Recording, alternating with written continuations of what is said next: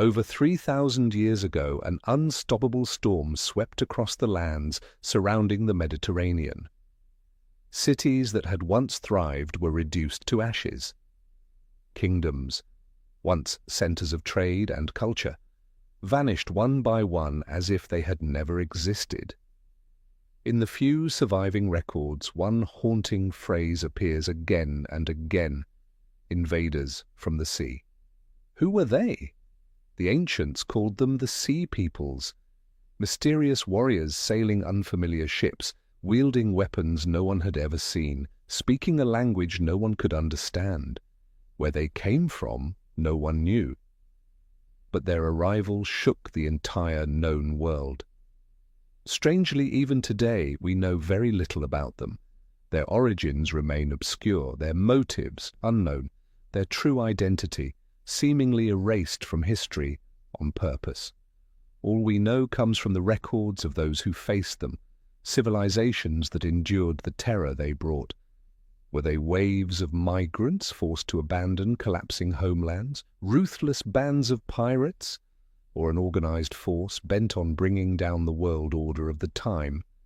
More than 3,000 years have passed, yet the question remains unanswered. Archaeologists still search for scattered clues, historians still debate endlessly, and perhaps somewhere beneath the sands of time the truth remains hidden about one of the greatest mysteries in human history.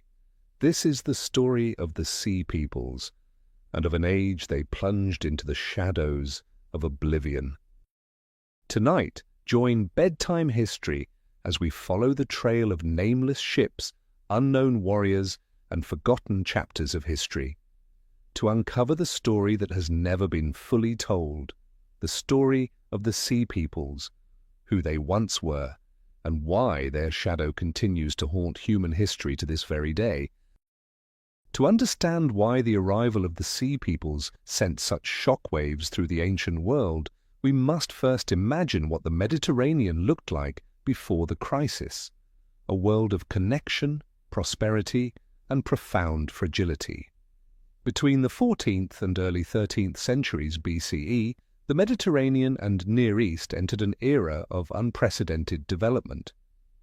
Civilizations across the region were thriving not only in economic and technological terms, but were deeply interconnected through vast networks of trade and diplomacy. To the south, Egypt's New Kingdom, under pharaohs such as Thutmose III, Amenhotep III, and Seti I, stood at the height of its power. Monumental temples rose along the banks of the Nile, testaments to the king's immense wealth and boundless ambition. Egyptian merchant ships sailed to distant ports, bringing back prized cedar from Lebanon, copper from Cyprus, and precious stones and exotic spices from the legendary land of Punt. To the north, across the Anatolian plateau, the Hittite Empire emerged as a formidable power. From their well-fortified capital at Hattusa, they controlled vital trade routes linking the Near East with the Balkans. The Hittites were not only skilled warriors but also master diplomats, leaving behind extensive archives of diplomatic correspondence that reveal a sophisticated world of commerce and negotiation. To the west, Mycenaean civilization dominated the Greek mainland with fortified centers such as Mycenae, Tiryns, and Pylos. These were powerful city-states capable of mobilizing large forces, known for their advanced metallurgy, and an elite class that lived in opulent palaces. From Greece, Mycenaean merchant ships spread across the Mediterranean, trading wine, olive oil, pottery, and weapons. To the east, the port cities of the Levant, Ugarit, Byblos, and Sidon, served as crucial links in this regional trade network. Ugarit, in particular, flourished as a vibrant center of commerce and culture, and it was here that the world's first true alphabet, the foundation of many modern scripts, was born. Further south, the land of Canaan, which would later witness the rise of new peoples, was a region rich with potential and under the sway of the great empires. Its inhabitants actively participated in coastal trade, supplying valuable goods to larger markets. What bound all of these centers together was not just military power or wealth, but an intricate trade network spanning sea routes and overland caravans. On large ships, essential materials, especially copper and tin for making bronze, moved continuously. Archaeologists have uncovered shipwrecks like the Uluburun off the coast of modern-day Turkey, its cargo packed with treasures from across the ancient world, a vivid testament to the deep economic integration of the time. Yet this very interdependence was also a fatal weakness. When trade routes were disrupted, when a single link in the chain was broken, the entire system could unravel in a cascading collapse. Moreover, many of these civilizations, though outwardly powerful, were built upon centralized and fragile structures of authority, leaving them vulnerable to sudden shocks. No one could have foreseen that within a few short decades, an unfamiliar force from across the sea would shake this entire order to its core, triggering one of the greatest collapses in the history of human civilization. At the heart of this prosperous world was an intricate and far-reaching trade network, a system upon which every civilization in the region depended, and an invisible thread that bound their fates together. Imagine a ship leaving the port of Ugarit on a calm day. On its deck, barrels are packed with valuable copper, the prized metal mined on the island of Cyprus, famed for its rich copper deposits. Alongside the copper are rare ingots of tin, perhaps sourced from Anatolia or from more distant lands such as the Caucasus or even the British Isles, regions that required long and perilous trade routes to bring their metals to the Mediterranean. The alloy of copper and tin, bronze, was the essential material for weapons, armor, tools, and even intricate jewelry. Without bronze, the military and economies of the great empires would falter.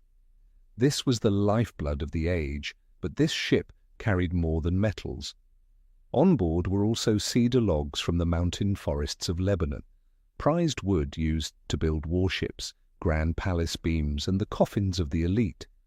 There was also gold from Nubia, gemstones from Sinai, aromatic resins from the Arabian Peninsula, and purple dye extracted from sea snails, highly coveted by Eastern royal courts. Ships like this connected Egypt, the Levant, Anatolia, Greece, and the islands of the Aegean.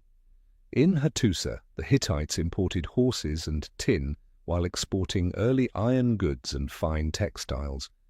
In Mycenae, treasures unearthed from royal tombs reveal artifacts from as far as Cyprus, Egypt, and the Near East, proof of a vibrant, interconnected world of trade. Each merchant and each ship was a tiny link in this vast network. And the network was not only a channel for goods, it was also a highway for ideas, technologies, religions, and languages. The early alphabets of Ugarit, advanced metallurgy techniques, and even ancient myths all traveled across the sea with these trading expeditions. Yet this deep interdependence also left these civilizations more vulnerable than ever. When tin supplies were blocked, when trade routes were disrupted by pirates or war, the consequences were not just the loss of a single commodity, but the potential unraveling of entire economic systems. When looking back at this period, we cannot overlook the unique role of the Bronze Age, one of the key foundations that had built the prosperous world on the eve of the coming crisis. Why bronze? And why would an entire era depend so heavily on this single alloy? At the time, iron had not yet been successfully smelted on a large and reliable scale. Bronze, an alloy of copper and tin, was the strategic material of the age. It was used to forge swords, spears, arrowheads, armor, as well as the essential tools of agriculture and construction. Without bronze, armies would lose their edge in battle, craftsmen could no longer produce fine goods, and both trade and production would grind to a halt. But here lies the crucial point. Copper and tin were not evenly distributed across the Mediterranean and Near East. To maintain a steady supply, civilizations had to establish long and complex trade routes, passing through many hands and intermediaries. Copper was mined on Cyprus, the era's largest production center, but tin, much rarer, had to be imported from distant regions. Some sources came from Anatolia or mountainous areas to the east. Some scholars even propose that part of the tin supply traveled from as far away as Central Europe or the British Isles, through intricate and perilous trade networks. For this reason, the great powers of the age were forced into mutual dependence to maintain their military and economic strength. No single kingdom possessed all the resources needed to operate independently from this shared system. This created a world where international connections were not optional. They were essential. The pharaohs of Egypt maintained skillful diplomatic relations with the Hittite kings. The Mycenaean city-states sought control over key maritime routes. Cities like Ugarit became vital hubs where merchants from across the known world met to trade goods and exchange information. We know this not only through archaeology but also thanks to surviving diplomatic correspondence, such as the clay tablets from Elamana and Ugarit, which show kings sending each other gold, copper, horses, artisans, and even royal family members to strengthen alliances. But such deep dependence came with a double edge. If one link in the chain broke, if a tin source ran dry, if a trade route was blocked by war or piracy, the entire system was at risk of cascading collapse. Modern scholars often compare the Bronze Age world to an early form of global economy, and like any global economy, it functioned smoothly when all parts worked in harmony, but was frighteningly fragile in the face of sudden shocks. At the time, few could have imagined that such shocks were already silently building. And when they finally struck, the entire world order of the Bronze Age would collapse faster than anyone had ever thought possible. But no matter how skillful the ancient kings were, and no matter how vast their trade networks, there were forces beyond human control. And the first signs of a deepening crisis began to appear, quietly, from nature itself. Modern climate research, combining data from ancient ice cores, tree ring analysis, and lakebed sediments, reveals that in the late 13th and early 12th centuries, BCE, the Mediterranean, and Near East experienced a period of severe climate instability. Prolonged droughts devastated crops, especially in regions heavily dependent on agriculture, such as Canaan, the Levant, and even parts of Upper Egypt. Tree ring studies from Anatolia show years of stunted growth, clear evidence of extended water shortages. In addition, sediment layers from lakes in the Levant reveal sharply reduced rainfall cycles, a pattern that coincides with periods of social unrest recorded in ancient texts. In an economy that relied heavily on agricultural output and imported grain shipped over sea routes, the great kingdoms began to feel mounting pressure. Food became scarce, prices soared, hunger spread through the countryside. The very regions that had long supplied soldiers and laborers to the royal courts. But nature's fury did not end there. Powerful earthquakes, now confirmed by fault-line evidence, and sudden structural collapses at archaeological sites struck down key cities. Ugarit, Hattusa, Mycenae, and many other centers show signs of earthquake destruction, either just before or during waves of violent attacks. Walls crumbled not from battle, but from the force of the earth itself. Storehouses were buried, once majestic temples reduced to ruins. In a world where the king's authority was tied to his ability to protect his people from the forces of nature, such disasters dealt a profound psychological blow. Beyond the physical evidence, surviving diplomatic letters also offer a vivid glimpse into the mood of the time. From clay tablets excavated at Ugarit, we read desperate pleas for help, reports of food shortages, civil unrest, and streams of migrants fleeing drought-stricken lands. These messages reveal a world cracking from within, an interdependent system that once nature was thrown into chaos, struggled to maintain any semblance of stability. It was in this context, the food supplies dwindled, natural disasters struck, and social tensions simmered, that the sea peoples would emerge. But were they the cause of this collapse, or simply an inevitable result of a world already unraveling? That question, even today, remains unanswered.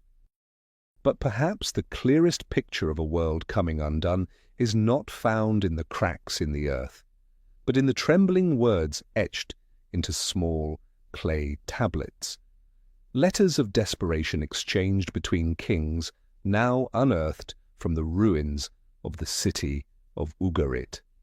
At the time, Ugarit was a thriving commercial hub on the coast of the Levant, serving as a vital crossroads in the region's economic network. The city was not only wealthy but also remarkably advanced in administration and writing. Here, archaeologists have uncovered more than 1,000 inscribed clay tablets, recording transactions, treaties, and diplomatic correspondence. Among them are letters that still send a chill down the spine when read today. One letter, sent by the king of Ugarit to the king of Cyprus as enemy forces closed in, reads, "The enemy is at the gates. My city is in dire straits. Send reinforcements and food at once, if possible. If not, I fear that Ugarit will not be able to hold out." Those simple, desperate words reflect a world once accustomed to trade and diplomatic ceremony, now thrust into a fight for survival. The letters also reveal the disruption of the trade system itself. In one message to the king of Alashia, Cyprus, the king of Ugarit complains that merchant ships can no longer dock because strange pirates have appeared off the coast, and laments that copper and tin, once reliably delivered, have failed to arrive. Taken together, these scattered details reveal a regional economy once running smoothly, now grinding to a halt. And as trade routes broke down, military and food supplies across the kingdoms quickly plunged into crisis. What is particularly striking is how the tone of these letters shifts over time. In earlier tablets, one finds formal greetings, invitations to exchange gifts, royal marriage negotiations, all reflecting a world of confident, prosperous rulers. But in the final letters from Ugarit, written just before the city was destroyed, that confidence is gone. In its place, panic, pleas for aid, and raw fear. Kings who once saw themselves at the pinnacle of power were reduced to writing desperate appeals, as vulnerable as any commoner. And then one day, Ugarit fell. When archaeologists uncovered these tablets, many were still sitting on the writing tables, never sent. Those final letters, undelivered, remain a vivid testament to a world unraveling. In every line pressed into clay, we can still feel the breath of a dying era. And it was at this very moment that the sea peoples began to emerge from the shadows, as agents, or perhaps as symbols, of the end of that once glorious age.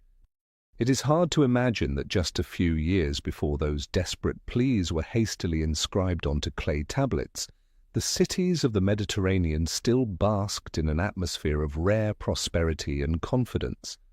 Ugarit, for example, was not only a bustling seaport but also a major cultural centre. In the grand homes of merchants and nobles, fine pottery, gold and silver jewellery, and intricately carved figurines were displayed everywhere, evidence of a wealthy class that loved beauty and spared no expense in decorating their lives. Merchant ships came and went from the harbour in a constant flow. The markets bustled with silk, spices, coloured glass, and precious metals from across the known world. On the walls, skilled artisans depicted images of gods and ancient legends, their art reflecting a vibrant, self-assured culture. Hattusa, the capital of the Hittite Empire, was no less magnificent. Its temples and massive gates were built from colossal stone blocks adorned with detailed carvings. In the palaces, scribes carefully recorded treaties and significant events, as if time and history were theirs to command. To the west, in the Mycenaean city-states, the aristocracy's life revolved around grand palaces, where vivid frescoes covered the walls, portraying hunting scenes, rituals, and daring sea voyages. Mycenaean warriors, clad in gleaming bronze armor, paraded in festivals, proudly honoring the strength and traditions of their people. Even ordinary citizens, though not wealthy, benefited from this prosperous, globally connected economy. They wore finer fabrics, used better household goods, and had access to luxury items once reserved for the elite. In religious ceremonies, solemn processions continued as usual. Priests offered the finest goods to the gods, not only to seek blessings, but also to display their city's wealth and power. And above all, what people likely felt most deeply was a profound faith in the stability of their world order. Kings proudly carved their victories and distant treaties into stone. Merchants eagerly invested in long sea voyages. People lived with the belief that their world, and with all its complexity and brilliance, would endure for generations to come. No one imagined that in just a few short years it would all be reduced to ash. Mighty fortresses would burn. Trade routes would be severed. The joyful sounds of festivals would be replaced by desperate cries echoing across the land. And so, when we read those final letters from Ugarit, or when we stand among the ruins of Mycenae or Hattusa today, we see more than broken stone and shattered walls. We feel a deep and lingering sorrow for a world that once gleamed with confidence and life, now reduced to little more than faint echoes of a bygone age. Amid the dazzling scene we've just painted, the first deep undercurrents began to stir, not through a grand war, but through words etched in stone like a faint warning from the past. The earliest written evidence we have of the Sea Peoples comes from a famous stone monument, the Merneptah Stele, or the Victory Stele of Merneptah, erected around 1207 BCE in Egypt. At the time, Pharaoh Merneptah, son of Rameses II, faced mounting threats on both Egypt's western and eastern borders. In the inscriptions praising his victories, alongside accounts of triumphs over the Libu and Meshwesh tribes in the west, there appears a seemingly small detail, one that would open the door to one of the greatest mysteries of ancient history. The inscription reads, "Canaan has been plundered, Ashkelon has been captured, Giza has been seized, Yanoam has ceased to exist, and Israel is laid waste, its seed is no more. And the Shurdan, Shekelesh, Ekwesh, Luka, and Teresh, those who came from the distant sea, have been defeated, no longer a threat to the land of Egypt." These names, Shurdan, Shekelesh, Ekwesh, Luka, and Teresh, would later become key clues as we trace the path of the Sea Peoples. What stands out is how these groups are described. Came from the distant sea, a phrase that is both specific and shrouded in mystery. No earlier Egyptian records had ever mentioned these peoples. They did not belong to the traditional powers Egypt was accustomed to confronting. Modern scholars believe these may have been migrating groups or warrior alliances, appearing for the first time on the historical stage just as climate and social upheavals were intensifying. It's also worth noting that Egyptian kings were highly deliberate in how they recorded their victories. The fact that these unknown groups from the sea were mentioned in an official inscription such as the Merneptah Stele suggests that the conflicts with them were significant enough to warrant inclusion in the annals of history, a sign that the Sea People's presence was no longer a minor occurrence. Moreover, the simultaneous mention of Canaanite cities being destroyed in the same passage indicates that these seaborne groups were not only clashing with Egypt, but were also impacting the wider Mediterranean region, where fragile trade systems and political alliances were already under strain. From these few lines alone, we can already sense a new wave of instability rising, one that even the mighty pharaohs could not ignore. And as we shall see, this was only the beginning. In the years to come, these groups would not limit themselves to coastal raids.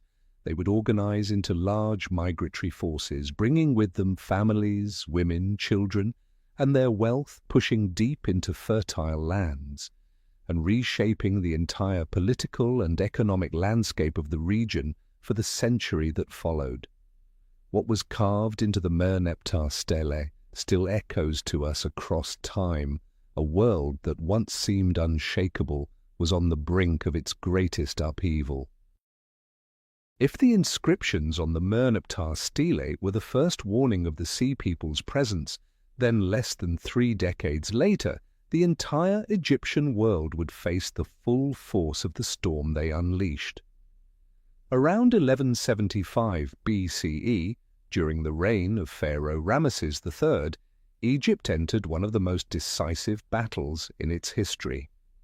A battle we can vividly picture today thanks to the detailed reliefs carved on the walls of the Medinet Habu temple in Thebes.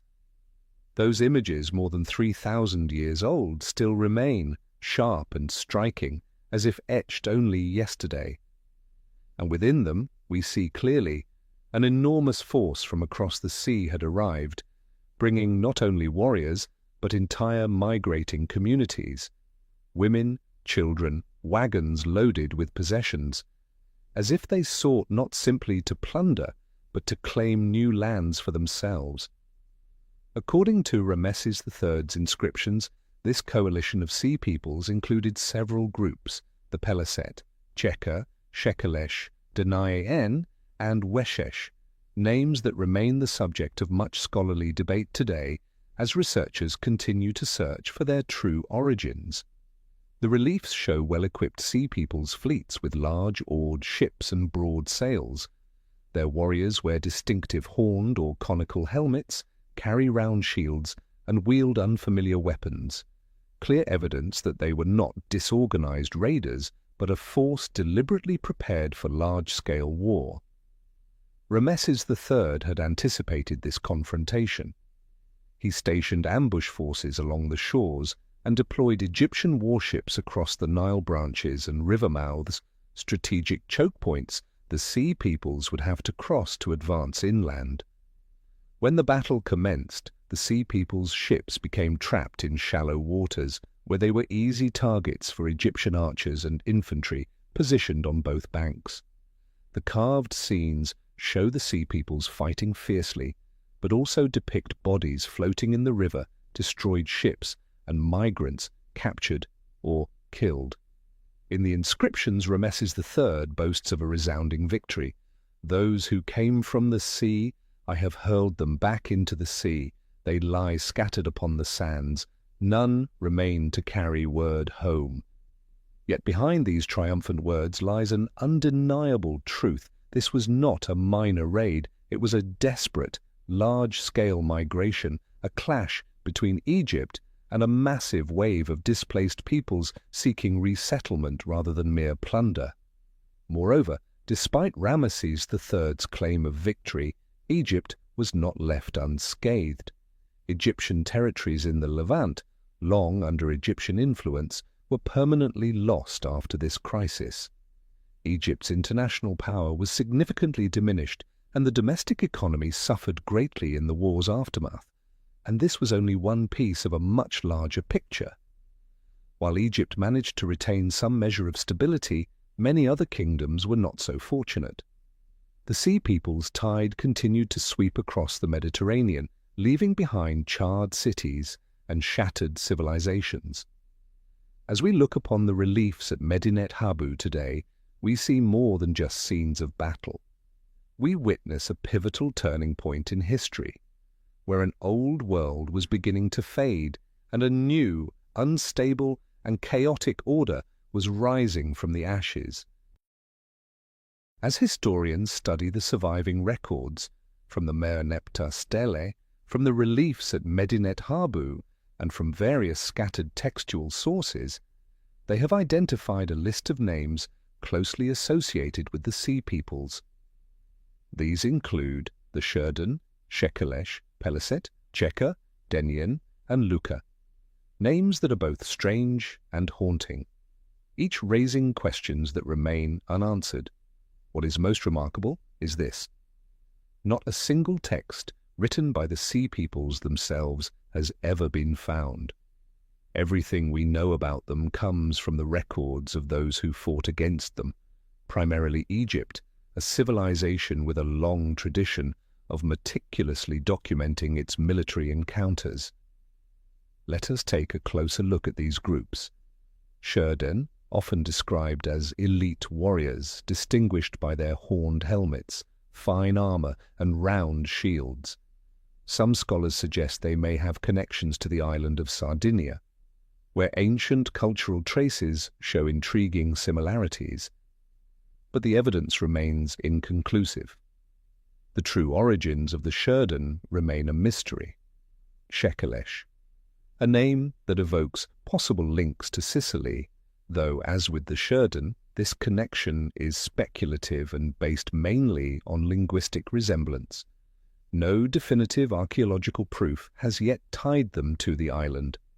Peliset, perhaps the group with the clearest historical footprint. Many historians agree that the Peliset were the ancestors of the Philistines, who later settled along the coast of Canaan, founding cities such as Gaza, Ashkelon, and Ashdod.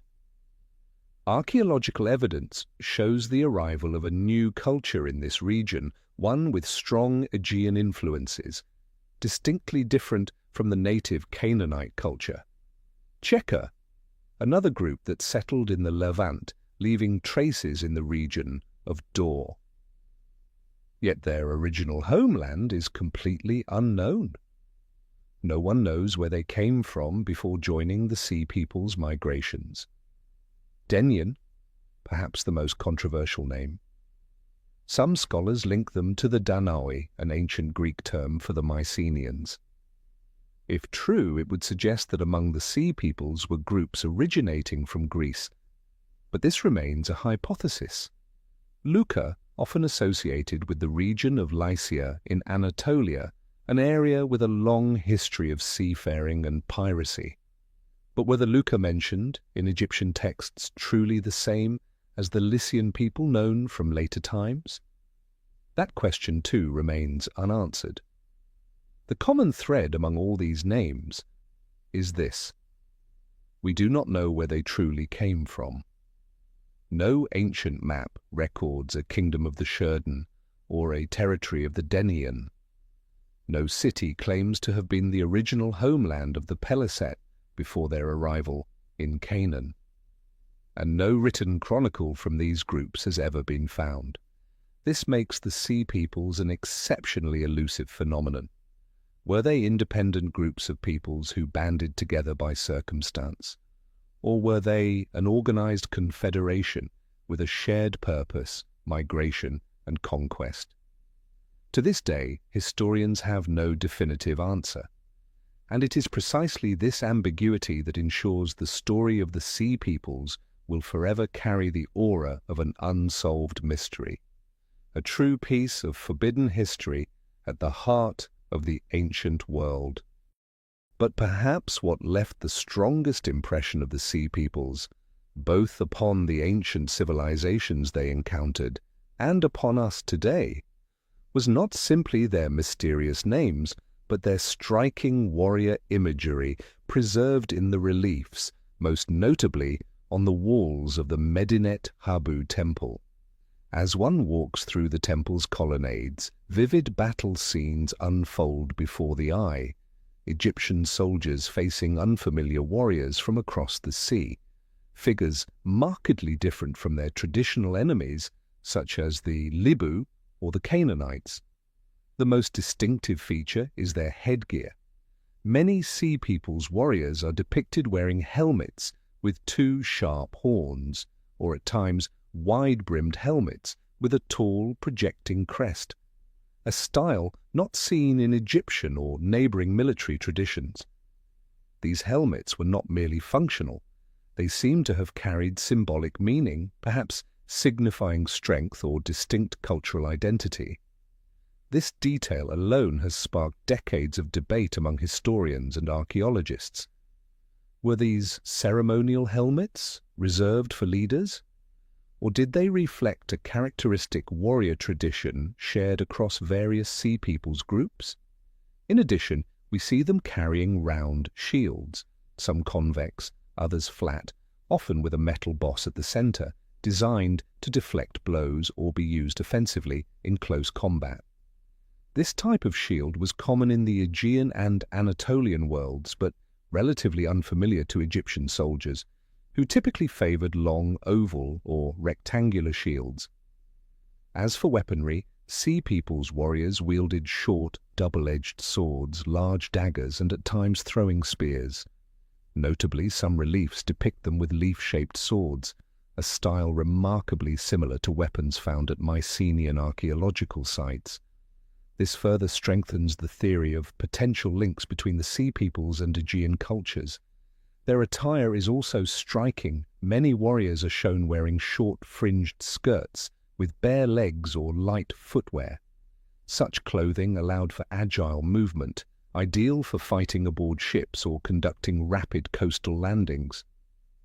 Taken together, these elements created an image of warriors who were unfamiliar and formidable. To the Egyptians, well versed in the arms and tactics of their traditional foes, the Sea Peoples must have appeared both alien and deeply threatening.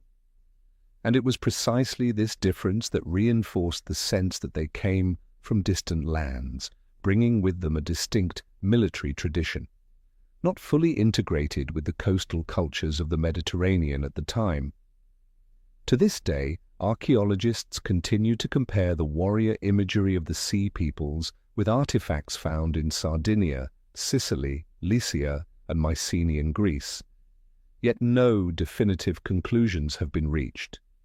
Every detail, the horned helmets, the round shields, the unfamiliar swords, remains a scattered puzzle piece in a portrait still waiting to be completed.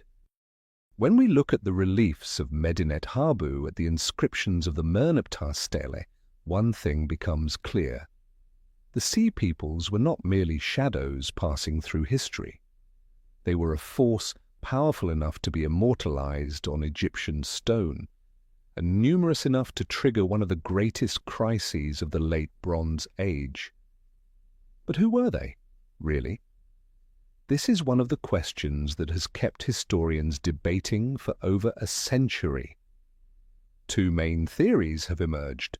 Were they simply daring bands of pirates, or were they part of a larger organized wave of migration that helped plunge the entire Mediterranean into chaos?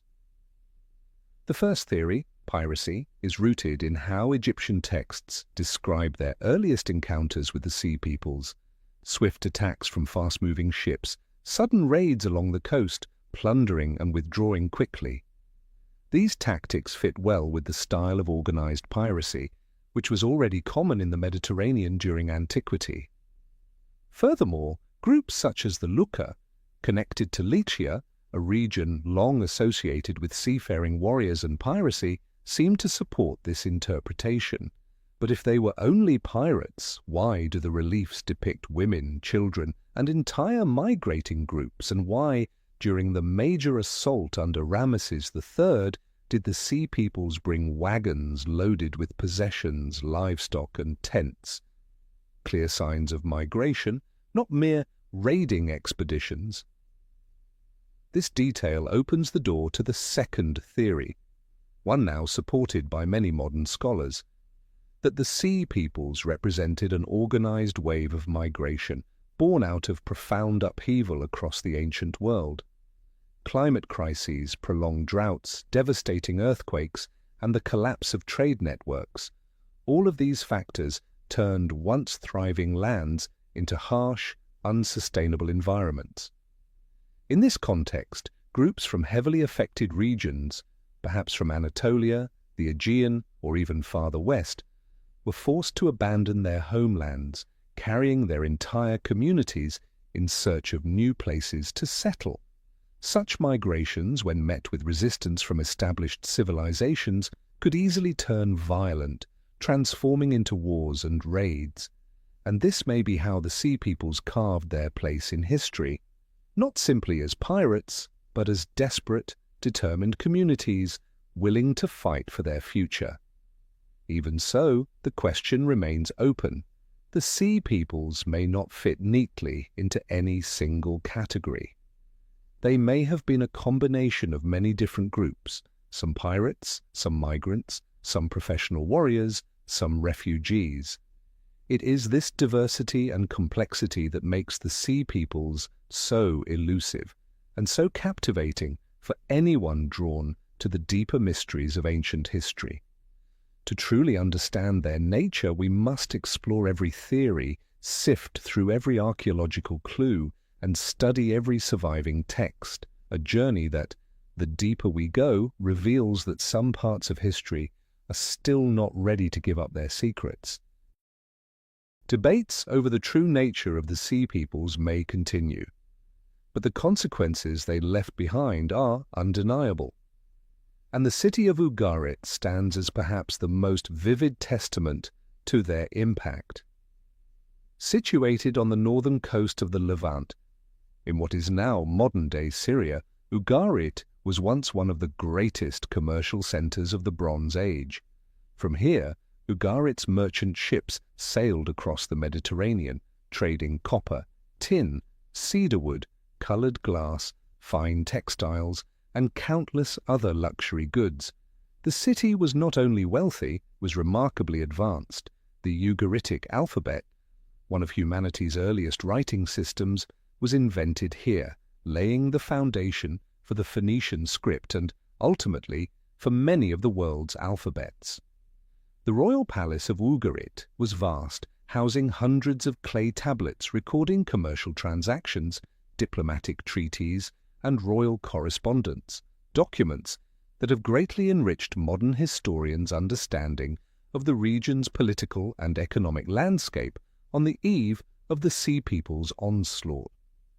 But all of that changed in a matter of moments. The final letters of the King of Ugarit, as we saw earlier, clearly reflect the city's growing panic as enemy forces, believed to be the Sea Peoples, closed in. And then Ugarit vanished from history. Modern excavations at the site of Ras Shamra, where Ugarit once stood, reveal a layer of ash and destruction blanketing the entire city. Walls collapsed, brickwork blackened with fire, clay tablets shattered or fused by extreme heat. What is most striking, there is no evidence that Ugarit was ever rebuilt. No new layers of habitation, no signs of recovery. The once prosperous city was abandoned forever after the attack. Archaeologists also found many unfinished clay tablets in kilns, a sign that the assault struck too suddenly for artisans to complete their work. Some diplomatic letters were found still lying on writing tables, never sent. All of this speaks to the sheer ferocity of the destruction Ugarit suffered, and to the helplessness of its ruling powers in the face of the Sea Peoples' tide. With the fall of Ugarit, a vital link in the Mediterranean trade network was severed, and as that link collapsed, the entire interdependent economy of the region shuddered in response. Today, as we gaze upon Ugarit's charred walls and the fragmented remnants of its clay tablets, we cannot help but feel a deep sense of loss. A center of wealth, civilization, and creativity erased in an instant from the flow of history as if it had never existed. And Ugarit was only one of many victims of the Sea Peoples' tide, a wave that continued to surge across the Mediterranean world. If the fall of Ugarit revealed the destructive power the Sea Peoples could unleash upon coastal trade centers, then the story of Hattusa, the mighty capital of the Hittite Empire, opens an even more haunting and mysterious chapter. Nestled deep within the Anatolian plateau, Hattusa was once the heart of one of the greatest superpowers of the Bronze Age. The Hittite Empire not only controlled vast territories stretching from Anatolia to the Levant, but also stood as Egypt's chief rival in international treaties and warfare. The city of Hattusa was built across a vast expanse, fortified by massive stone walls, monumental carved gates, and grand royal palaces. Within its archives, archaeologists have uncovered more than 30,000 clay tablets, documenting every aspect of Hittite life, law, diplomacy, religion, war. And then, around 1200 to 1190 BCE, Hattusa was suddenly abandoned. Archaeological excavations reveal widespread signs of destruction and fire across the city. But here lies the mystery. There is no direct evidence that the Sea Peoples attacked Hattusa. At least, no Egyptian records mention such an assault. Yet the timing is too striking to ignore. The abandonment of Hattusa occurred precisely during the period when the Sea Peoples were sweeping across the Mediterranean as the international system of alliances and trade crumbled all around them. Some scholars suggest that after devastating coastal centers, the Sea Peoples may have indirectly triggered internal unrest within the already weakened Hittite Empire, an empire reeling from climate crises, drought, and conflicts with mountain tribes.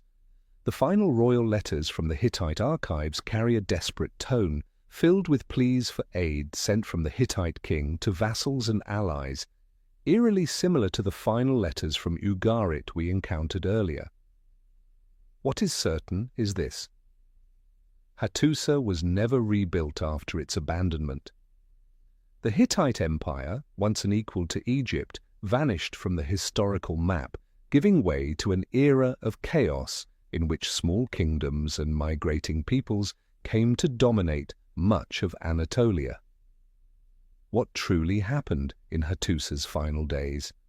Did the Sea Peoples directly assault the city, or did their broader impact, through the collapse of trade networks and the spread of instability, push the empire into an irreversible crisis?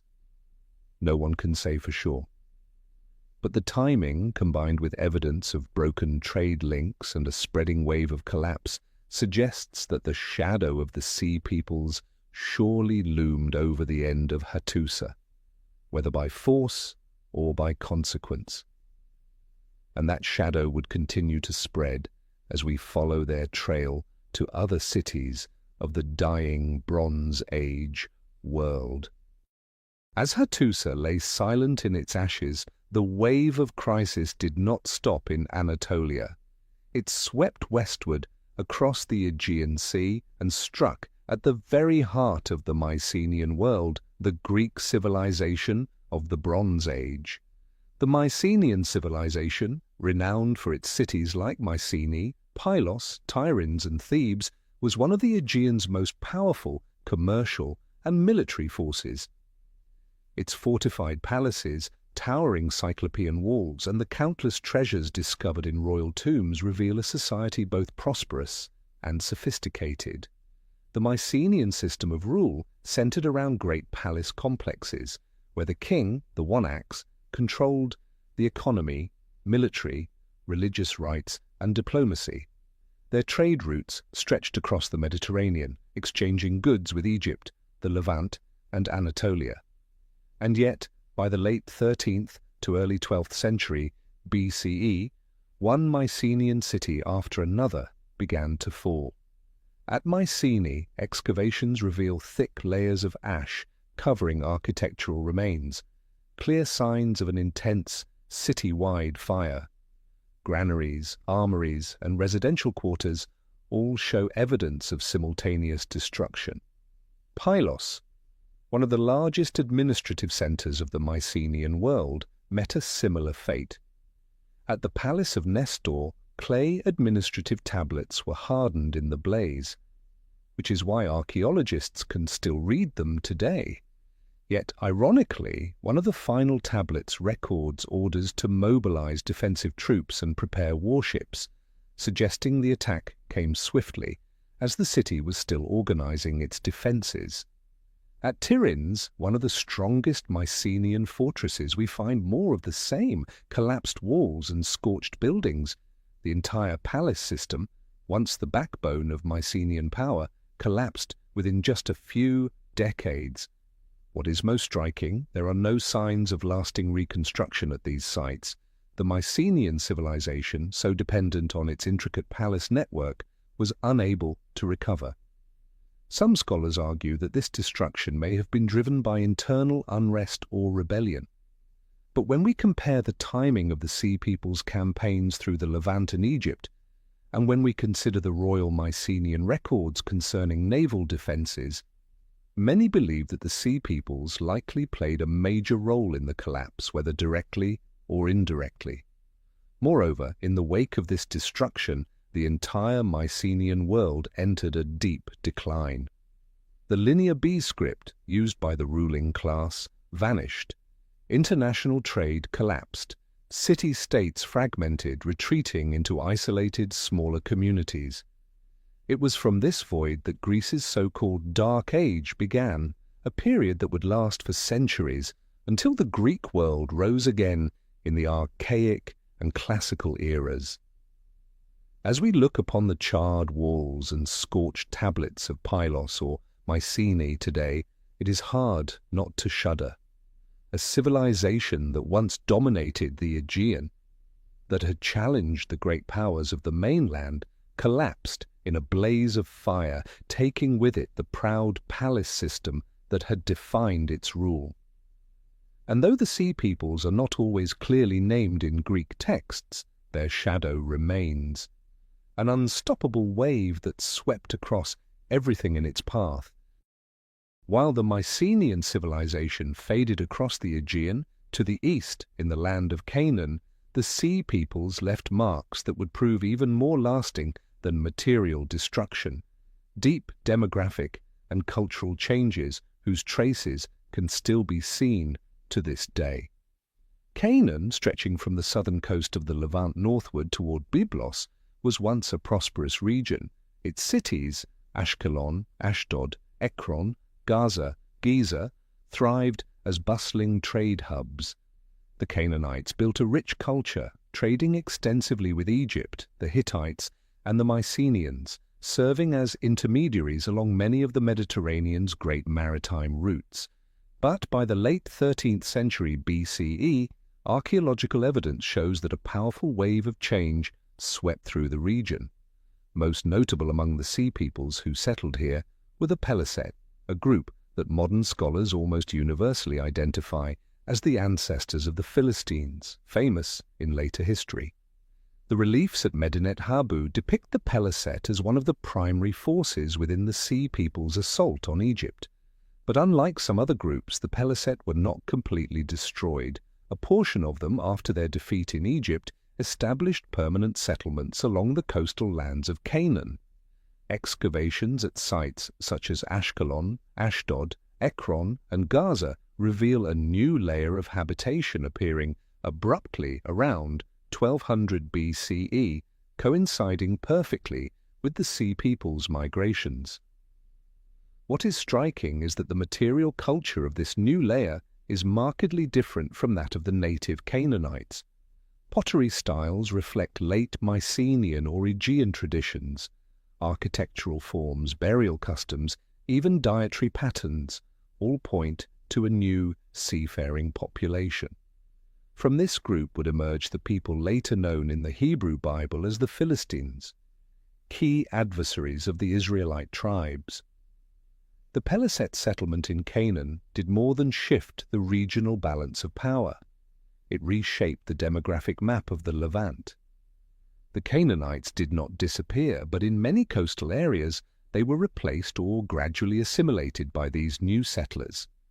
Archaeological evidence shows that the Philistines quickly built a strong economy, restored trade networks, and developed a unique cultural identity, blending their deep maritime origins with local influences.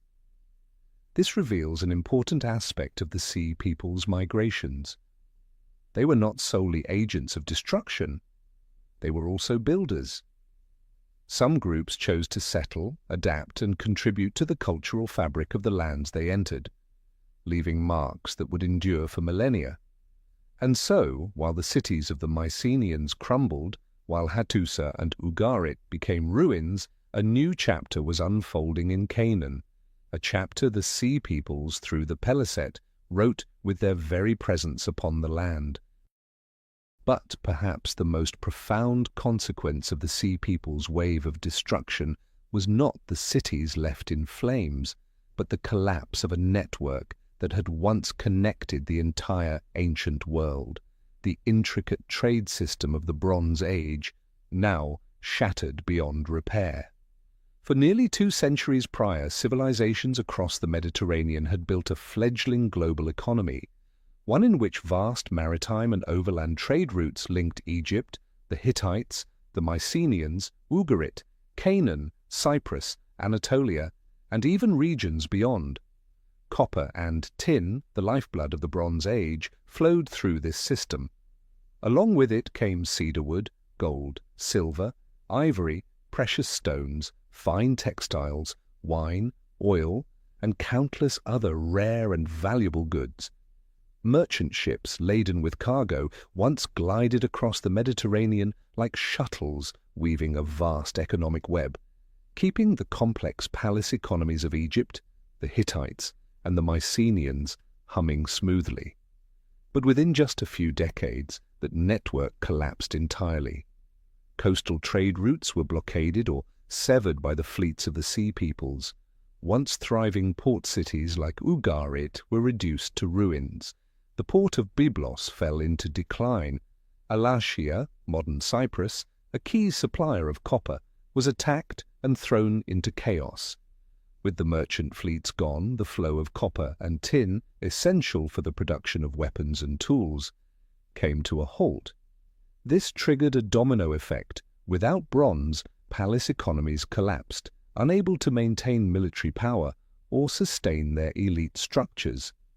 Clay tablets from Ugarit and Pylos reveal that even as destruction loomed, city officials were still desperately trying to organize convoys, request aid, and mobilize their naval forces. But it was all in vain. The trade routes had become too unstable. From that point, the ancient world quickly descended from order into chaos. International alliances unraveled. Diplomatic treaties, once carved in stone as eternal promises, became meaningless as partners either no longer existed or lacked the strength to fulfill their obligations. The palace-based economic system, which relied on a steady inflow of foreign goods, could not survive. Without trade, palaces collapsed. Aristocrats lost their power, artisans found themselves unemployed, populations were forced to revert to subsistence living, roads once bustling with commerce grew silent, warehouses once overflowing with goods stood empty, docks that had once echoed with the voices of merchants were left with crumbling walls and lonely, weathered mooring posts. For this reason, many historians describe this collapse as one of the earliest examples of the failure of globalization. A world once deeply interconnected, seemingly stable, proved astonishingly fragile in the face of sudden upheaval. And when the dust finally settled, the Mediterranean world, as it had been known, was no more. A new order, fragmented, localized, uncertain, arose in its place, ushering in a dark age that would take centuries for humanity to recover from. As the Mediterranean world descended into chaos, the question of the true origins of the sea peoples became ever more urgent for modern researchers. One of the most prominent theories is this: a segment of the Mycenaean population, following the collapse of their civilization, became part of the sea peoples' wave, migrating and raiding across the Mediterranean. This theory arises from several compelling observations. First, as we've seen, between roughly 1200 and 1150 BCE, the great Mycenaean palace cities were systematically destroyed. The power structure collapsed, the aristocracy lost its base, and many communities were suddenly cut off from the imported food and goods they had once relied upon. In this environment, many Mycenaean groups were forced to leave their former centers in search of survival. Archaeological evidence shows that after the palace system fell, the population in the Peloponnesian plains declined sharply. Many coastal areas and Aegean islands, once bustling, were abandoned.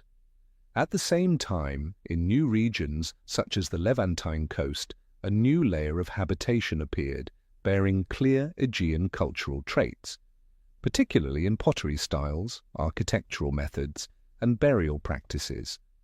Moreover, the name Denian, appearing in the Sea Peoples lists, may be connected to Danaoi, the term later used by the Greeks themselves to describe Mycenaean peoples. This has led many scholars to argue that some displaced Mycenaeans, rather than waiting to perish, joined with other Sea Peoples groups, forming armed migrant bands that fought and sought new lands. Yet this theory faces notable challenges. First, there is no direct evidence that the Sea Peoples who attacked Egypt spoke Greek or bore the distinct symbols of the Mycenaean kingdoms. Second, the cultural diversity among the Sea Peoples was immense, from the horned helmets of the Shurden to the round shields of the Peliset, to weaponry and dress styles that varied greatly between groups. This suggests that if the Mycenaeans were involved, they were but one part of a far more complex alliance, not its dominant force. Furthermore, within Greece itself, archaeology shows that some Mycenaean communities did persist after the crisis, especially in rural areas and on certain islands. If the entire Mycenaean warrior class had transformed into Sea Peoples, such strong cultural continuity within Greece might not have been so apparent. Finally, many researchers caution that equating the Sea Peoples with the Mycenaeans risks oversimplifying what was clearly a very complex phenomenon. Archaeological evidence indicates that the Sea Peoples included a mix of groups from Anatolia, the Balkans, the Aegean, and the Levant.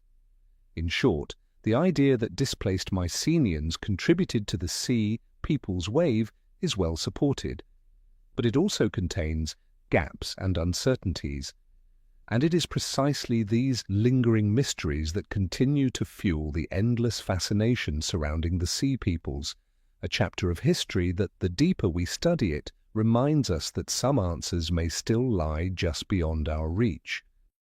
In the effort to unravel the true nature of the Sea Peoples, a second major theory has drawn considerable attention from modern scholars.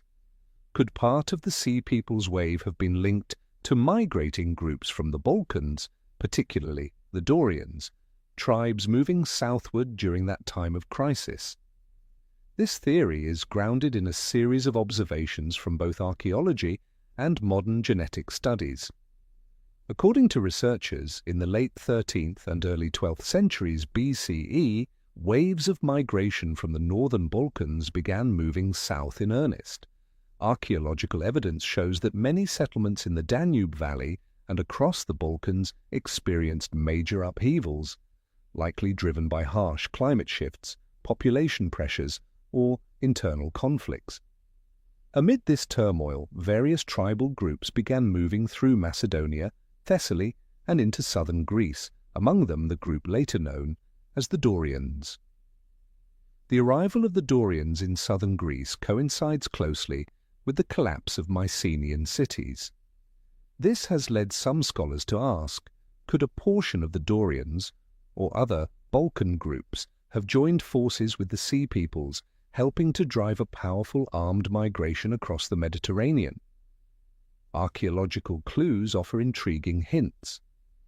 New layers of post-collapse settlement in the Peloponnese reveal sudden changes in architecture, burial practices, and pottery styles, reflecting a culture distinct from earlier Mycenaean traditions. Similarly, along the Levantine coast, certain pottery types and construction techniques appear that bear traits associated with the Balkans or northern Greece.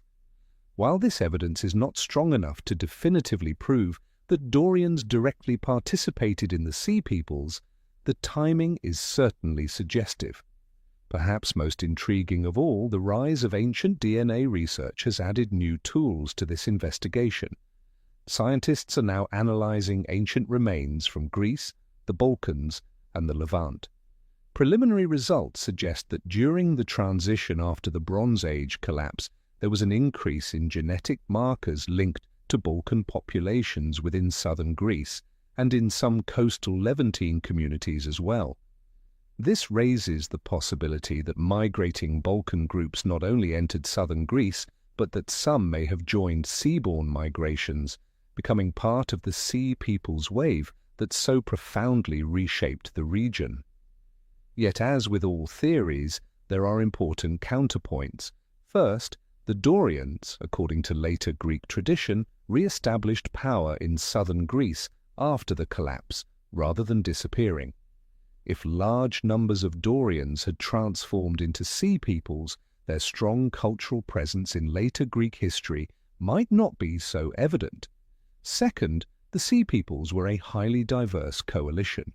Assigning the Balkans a dominant role risks oversimplifying a phenomenon that clearly included groups from Anatolia, the Aegean, the Levant, and beyond. Finally, while genetic research holds great promise, the available ancient DNA samples remain too limited to draw firm conclusions about the scale and role of Balkan groups within the Sea Peoples. Even so, the theory of migrating groups from the Balkans, particularly the Dorians, playing a role adds an important dimension to our understanding. It reminds us that the Sea Peoples phenomenon was not a simple, linear event, but the result of multiple, overlapping migrations interacting in complex ways.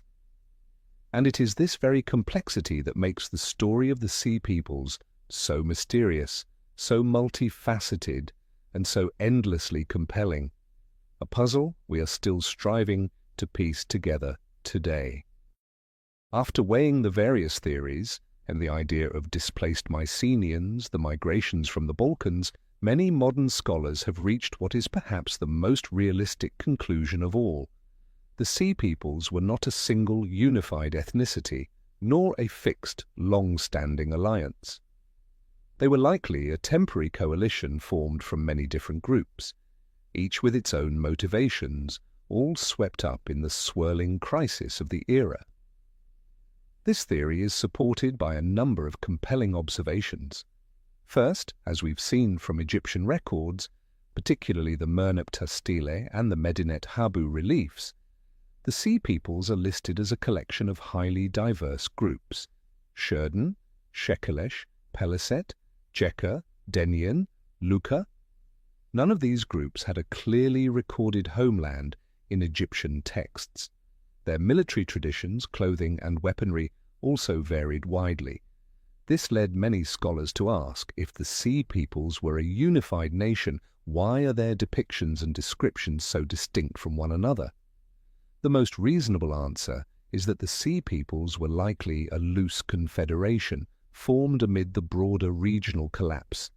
In a world where harsh climate changes, widespread crop failures, earthquakes devastated cities, international trade broke down, great empires grew weak and lost control of their peripheries, countless groups, from displaced farmers, unemployed soldiers, and pirates to desperate migrant bands, may have come together to form mixed, mobile populations moving across the Mediterranean.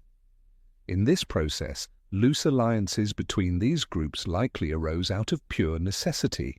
Those with superior strength or naval experience would take leadership roles, while others joined in pursuit of new lands, wealth, or simply survival.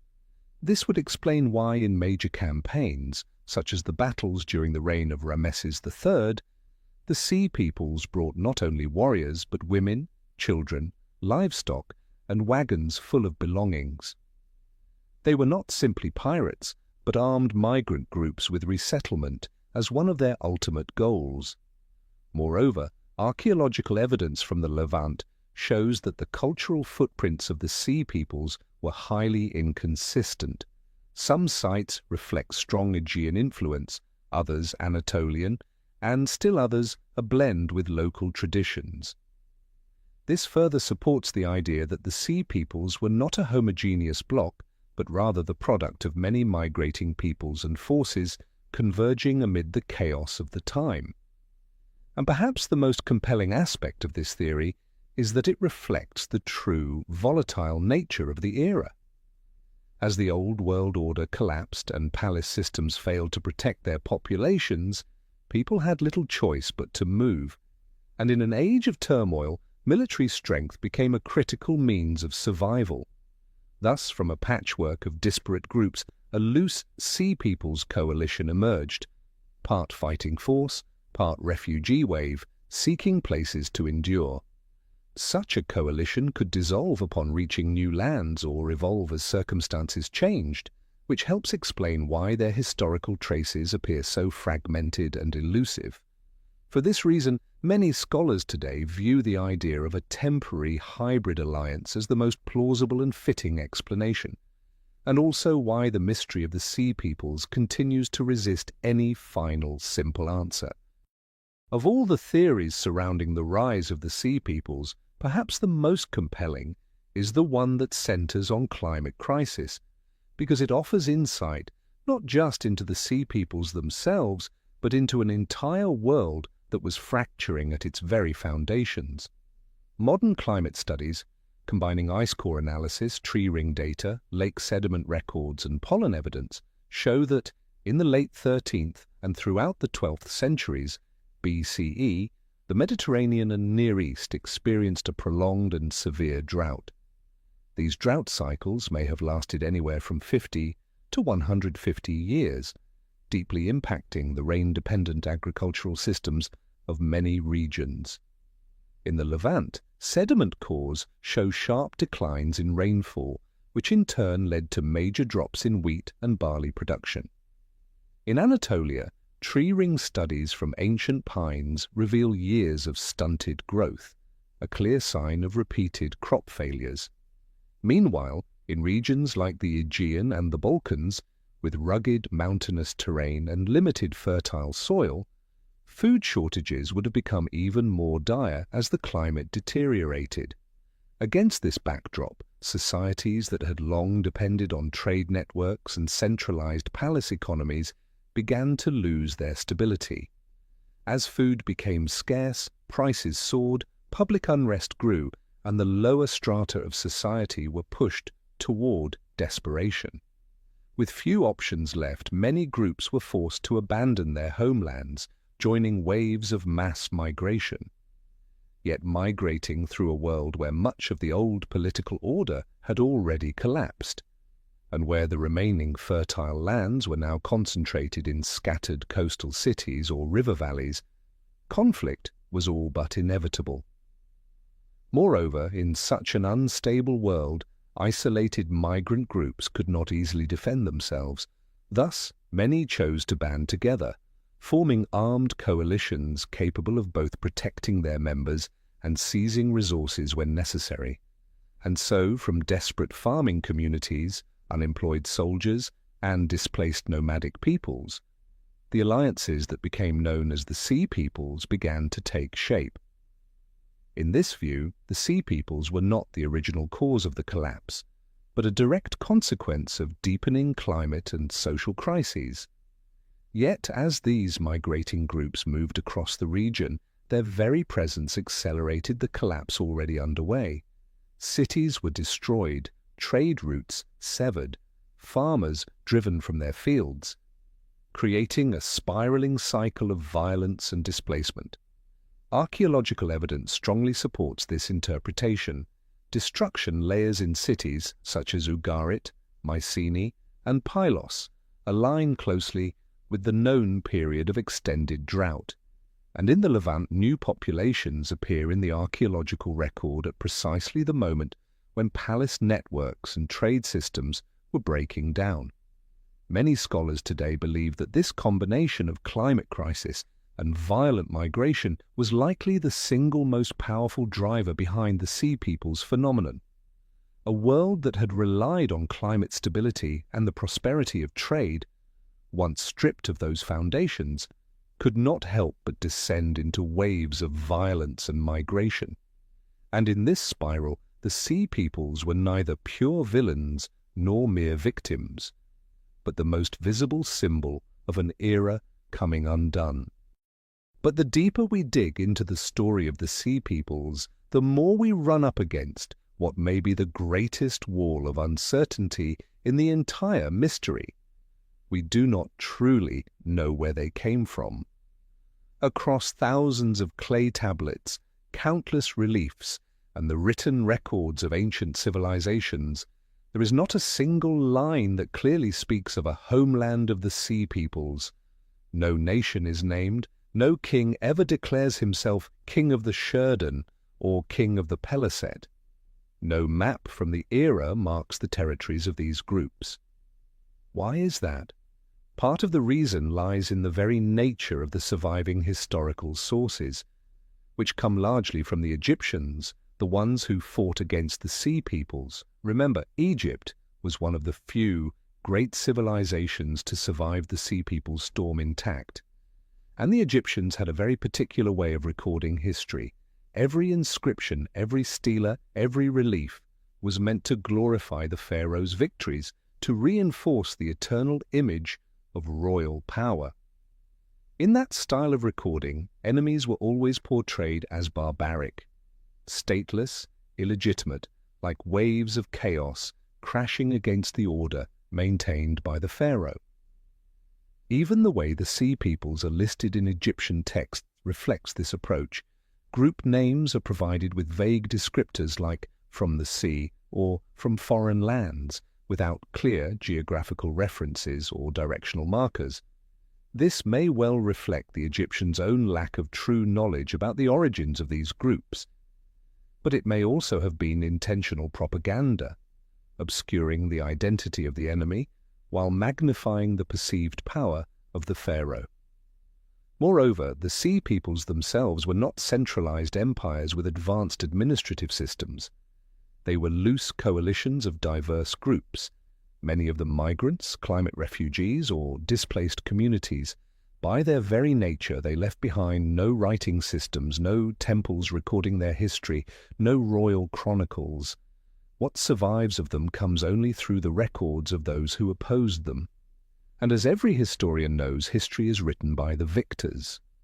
Thus, virtually all that we know about the Sea Peoples today comes through the Egyptian lens, a biased lens, crafted for political purposes and sometimes prone to exaggerate the pharaoh's achievements.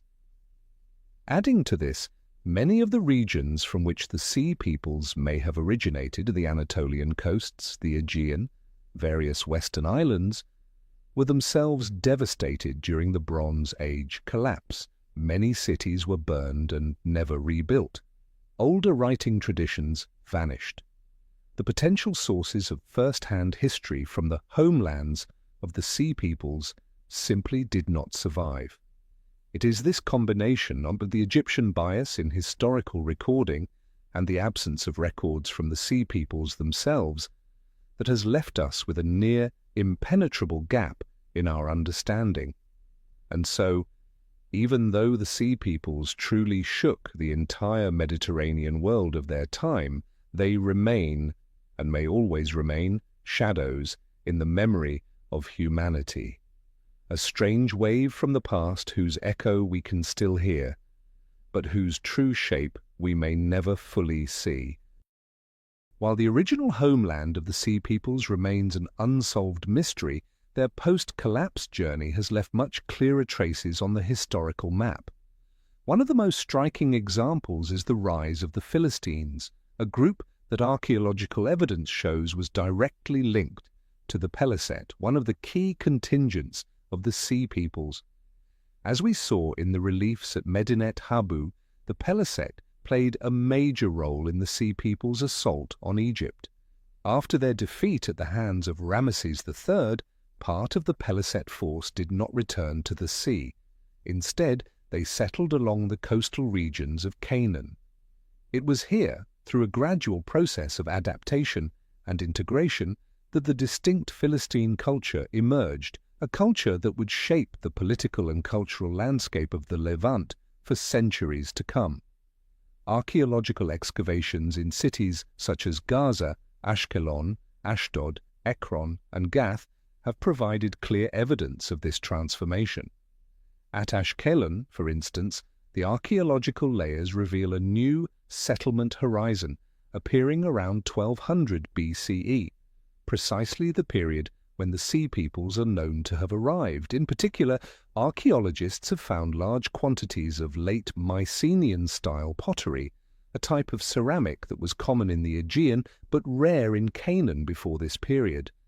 This suggests that new arrivals brought their cultural traditions from across the sea.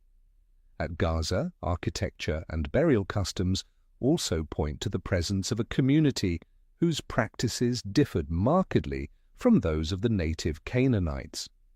What is especially fascinating is how the early Philistines initially retained many elements of Aegean culture in their everyday objects, architecture, and rituals. Yet, over time, they blended into their new environment, creating a unique hybrid culture that combined seafaring influences with strong local traditions. This evolution is particularly evident at sites like Ashkelon and Ekron, where later Philistine pottery developed its own distinctive style, no longer a mere imitation of Mycenaean forms. From a genetic standpoint, modern DNA analysis has further revealed that early Philistine populations carried genetic markers consistent with Western Mediterranean origins, reinforcing the theory that a segment of the Sea Peoples, specifically the Peliset, played a foundational role in this community.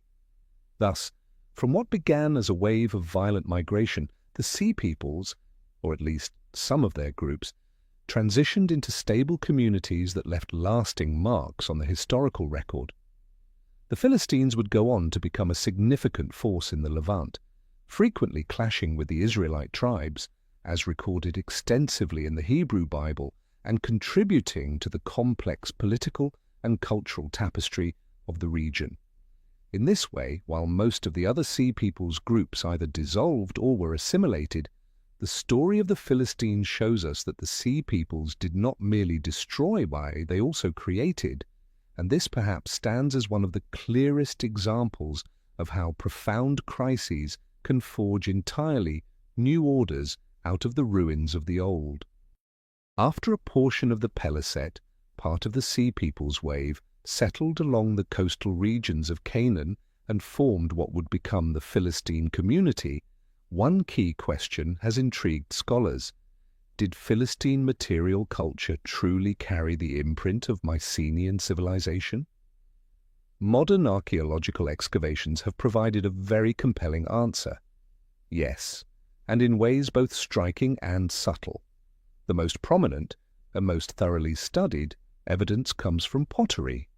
In the earliest Philistine occupation layers at sites like Ashkelon, Ashdod, Ekron, and Gaza, archaeologists have uncovered a large volume of pottery in the style of late Mycenaean, particularly Mycenaean IIc. This type of pottery is distinguished by its intricate geometric patterns, spirals, wavy lines, and designs painted in red or black on a light background, a hallmark of Mycenaean artistry at the twilight of the Bronze Age. Crucially, these pottery pieces in Canaan were not imported from Greece. They were made locally, indicating that the artisans who carried this ceramic tradition had physically migrated and were producing their wares in this new land. This points to a genuine movement of people, not merely the spread of trade goods or artistic influence. Architecture also offers intriguing clues. At Ekron, archaeologists have discovered buildings featuring open porch designs, an architectural element with clear parallels in late Mycenaean domestic structures. The kilns and craft workshops unearthed there employed techniques closely resembling those used in Aegean craft centers. Funerary practices provide further evidence. In early Philistine cemeteries, archaeologists found simple pit burials, sometimes accompanied by grave goods that reflected Aegean traditions, in stark contrast to the typical Canaanite practices of collective tombs or rock-cut chambers. Altogether, this evidence paints a vivid picture. In their earliest phase, Philistine culture bore a strong Mycenaean imprint, visible in their pottery, architecture, and ritual life.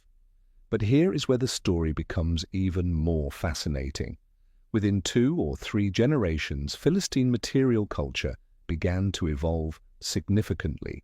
Mycenaean 2C pottery gradually gave way to uniquely Philistine styles, with new shapes and decorative motifs that reflected a blending of influences and local innovation. Architectural forms also began incorporating more Levantine features, and burial practices shifted further toward regional norms. This evolution suggests that the Philistines were not passive bearers of Mycenaean culture. They actively adapted, blended, and reshaped their cultural identity in response to their new environment, forging a distinctive hybrid tradition that honored their roots while embracing the realities of life in Canaan. Today, archaeologists often classify early Philistine culture, circa 1200 to 1150 BCE, as Philistine Phatraries, the phase where the Mycenaean imprint is most visible. Later phases, Philistine II and Philistine III, mark the emergence of a distinctly Philistine identity, more localized and richly adapted to their Levantine setting. In this way, the legacy of the Sea Peoples was not limited to layers of ash and ruins. It also flowed into new cultural currents, leaving lasting imprints that enriched the complex historical tapestry of the Mediterranean. And the Mycenaean legacy within Philistine culture stands as one of the clearest and most fascinating testaments to that complex journey. While the traces of the Peliset, the Sea Peoples group who would become the Philistines, have been brought to light through careful archaeological study, the fate of the other Sea Peoples remains far more obscure. And this is not surprising. As we have seen, the Sea Peoples were not a single, unified ethnic group. They were a loose alliance of disparate tribes and peoples, each with its own origins, its own identity, and its own motivations. And as the Great Bronze Age crisis came to an end, many of these groups, if they were not destroyed in battle, gradually blended into the Mediterranean societies where they settled. Within just a few generations, their distinct identities would have largely dissolved.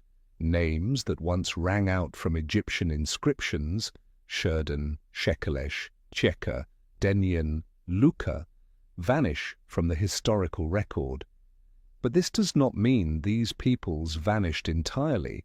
It is far more likely that survivors of these groups were absorbed into local cultures, whether in the lands they had attacked or in the regions where they ultimately settled. Consider a few examples. The Shurden may have established themselves in the Western Mediterranean. Some scholars suggest they contributed to the warrior culture of Sardinia, where the great stone towers known as nurag still stand today, silent witnesses to an ancient era of upheaval. The Shekelesh, whose name evokes Sicily, may have similarly merged into the island's native communities, their distinct identity gradually fading into the evolving Sicilian culture. The Cheka left perhaps the faintest trace. At the site of Dor and on the modern coast of Israel, archaeologists have uncovered a layer of occupation featuring cultural elements not entirely Canaanite. This may reflect the presence of Cheka settlers, though in time the local culture once again dominated. The Denyen, possibly linked to the Danaoi, a term for Mycenaean Greeks, likely reintegrated into the broader Greek world during its post-collapse migrations and the complex resettlements of Greece's so-called Dark Age. The Luka, associated with the Lycian region of Anatolia, may have blended back into the Anatolian highland communities, persisting under new names and social structures no longer connected to the Sea People's identity recorded by the Egyptians. Across all these cases, the pattern is the same. Once the storm of history had passed and Mediterranean civilizations began to stabilize, the scattered Sea Peoples groups could not maintain distinct identities for long. Without formal administration, without written traditions of their own, and without strong cultural institutions to preserve their identity across generations, assimilation was inevitable. And when that happened, names like Sheridan, Shekelesh, and Cheka faded, leaving only faint echoes on Egyptian stelae and lingering as tantalizing puzzles for future historians. Today, when we trace the legacy of the Sea Peoples, we are not just reading layers of ash and ruins. We are also deciphering blended bloodlines and cultural identities that quietly transformed Mediterranean civilizations from within. And perhaps this is why, even after more than 3,000 years, the mystery of the Sea Peoples continues to captivate historians and archaeologists alike.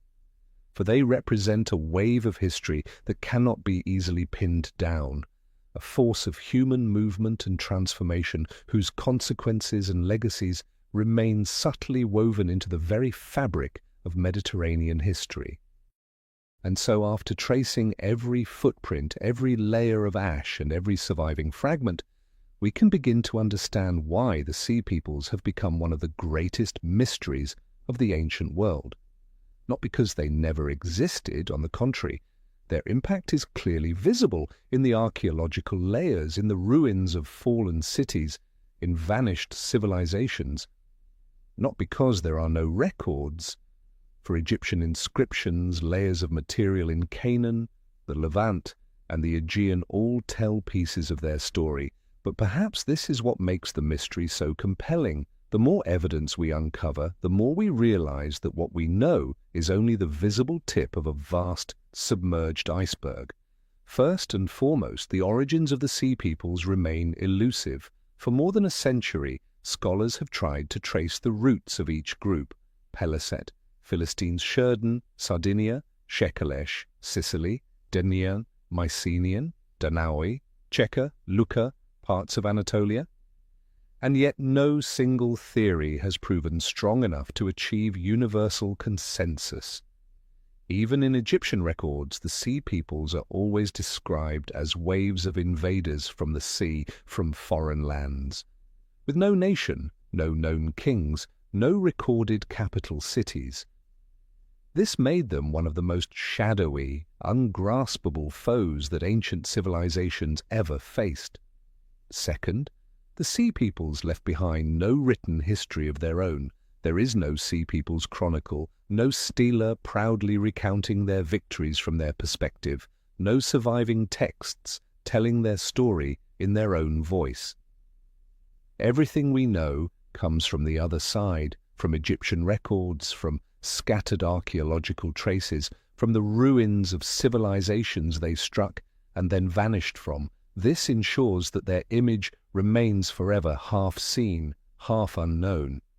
We cannot say with certainty how strong they were, how numerous, how organized, or even whether they were a single, coordinated force or multiple waves of migration layered upon each other. Third, while the Sea Peoples' impact is undeniable, their material legacy is difficult to trace. They helped bring about or accelerate the collapse of many Bronze Age civilizations. The Hittites, fallen; the Mycenaeans, devastated Ugarit, burned many Canaanite cities, conquered or transformed. Yet after the wave had passed, most Sea Peoples groups either merged into local societies or faded from memory.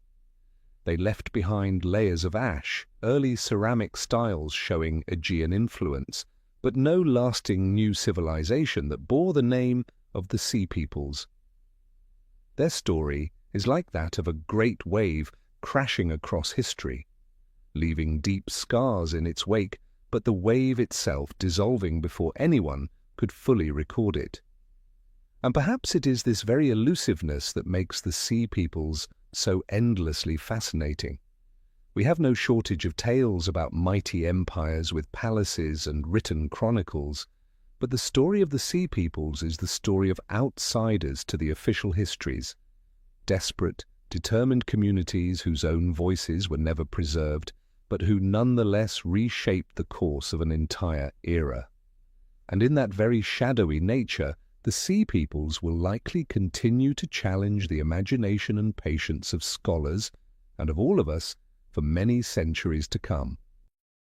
But perhaps in this entire journey to understand the Sea Peoples, the most profound question is not who they were, but how history has or has not remembered them. For without the inscriptions of Egypt, we might never have known that a wave of Sea Peoples once shook the ancient world.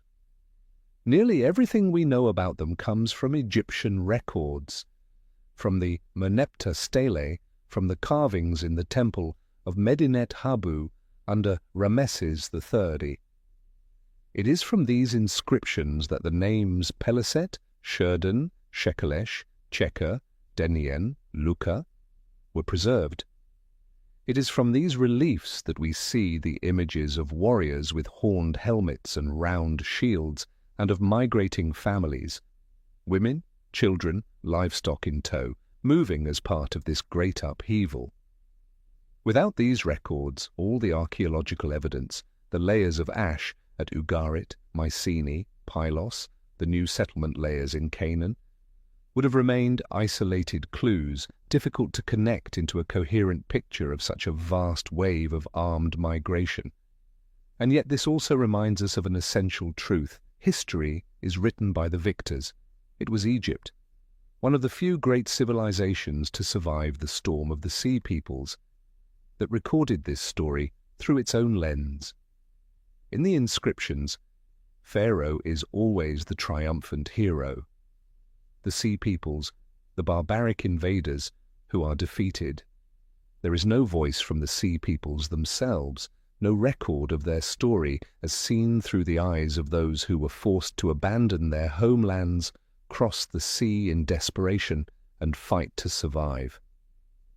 This is what makes the story of the Sea Peoples both fascinating and sobering, for what remains in the historical record is always but one side of a much larger tale. If, one day, a chronicle of the Sea Peoples were to be discovered, assuming one was ever written, the story we know today might look very different. But perhaps that chronicle does not exist. The Sea Peoples, by their very nature, were migrating communities without a strong administrative structure, without an enduring system of record-keeping, and in that sense they are among the lost voices of history.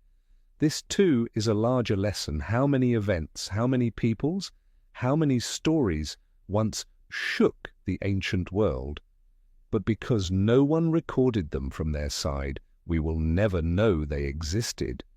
The Sea Peoples, by fortune or misfortune, left just enough traces in Egyptian stone for us to follow their story today. But surely many other Sea Peoples in the long human story have been swallowed in complete silence, leaving behind nothing but layers of earth and stone. And perhaps this is what makes the mystery of the Sea Peoples endlessly compelling, for it is not just their story, but a story about how history is recorded, how human memory is preserved, and how many voices have been forgotten along the way. And as our journey reaches the final lines of the story of the Sea Peoples, perhaps an even larger question lingers in the mind. If not for the inscriptions of Egypt, we might never have known that the Sea Peoples had existed. So how many other chapters of human history, how many communities, how many civilizations, how many stories have been completely erased from humanity's memory? The layers of earth we uncover today reveal only the smallest fragments of the past. The written records that remain are the voices of the few civilizations that managed to preserve their history. Behind every carved stone, every broken shard of pottery, every line etched into temple walls, lies a vast ocean of things unknown and perhaps unknowable, and this is why the journey of exploring history never truly ends. For history is not only what we know, it is also what has been forgotten, buried, or never recorded at all. The Sea Peoples offer one of the most vivid examples of this, an anonymous wave that reshaped the political, economic, and cultural map of the entire Mediterranean. And yet, whose identity has all but faded into the sands of time. But they are not the only ones. If the Sea Peoples could shake an entire age, and yet today we still do not know who they truly were, how many other stories have been completely lost, leaving no trace in the written records we now possess? Perhaps somewhere in a distant land, beneath layers of earth yet to be unearthed, clues still lie hidden, fragments that could forever change the way we understand the past.